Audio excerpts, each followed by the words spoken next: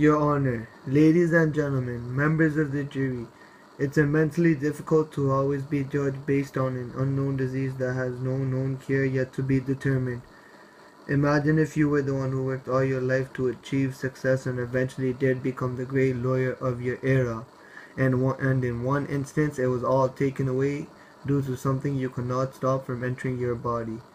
This was exactly what happened to my emotionally and physically devastated client, Mr. Andrew Beckett, who was the best lawyer of his corporate law firm. No lawyer would sue his former company with no good reason, especially a man like Mr. Beckett, who gave it all for this company and was called their best asset multiple times. Men and women, ladies and gentlemen, you need to understand, this is not a crystal clear path trial. There's more to it than the human mind and eye could just observe by looking into this trial. This was the reason for Mr. Andrew Beckett's firing. Mr. Beckett was fired under unreasonable grounds for becoming an AIDS patient and developing the disease.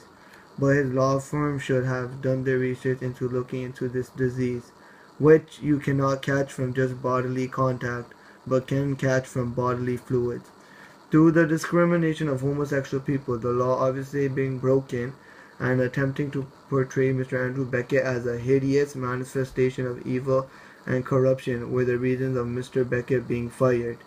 The co-counsel argued that it was due to incompetence of Mr. Beckett not being responsible with the most important case of his law firm. Wyatt, Wheeler, Hellerman, Tetlow, and Brown law firm stated his attitude in the workplace was not the most positive and that no one knew about his illness, meaning incompetence was the only reason of Andrew Beckett's firing according to their respective side. On the other hand, as the trial went along, there was a partner in the company who did notice Andrew's AIDS symptoms, which were lesions on his head, before he had gotten fired, meaning was he really fired for his work or for an illness he could not control? Members of the jury and people of the court, Andrew Beckett is the hardest working man you could have in your company. He is intelligent, thoughtful, and successful in the work he does for his law firm. Why would Wyatt, Wheeler, Hellerman, and Tetlow give his most important case, as he said it himself, to Andrew if he was lazy, arrogant, and a rookie being put on the test? It just did not make sense. Would you not choose your right-hand man to handle a case of this caliber?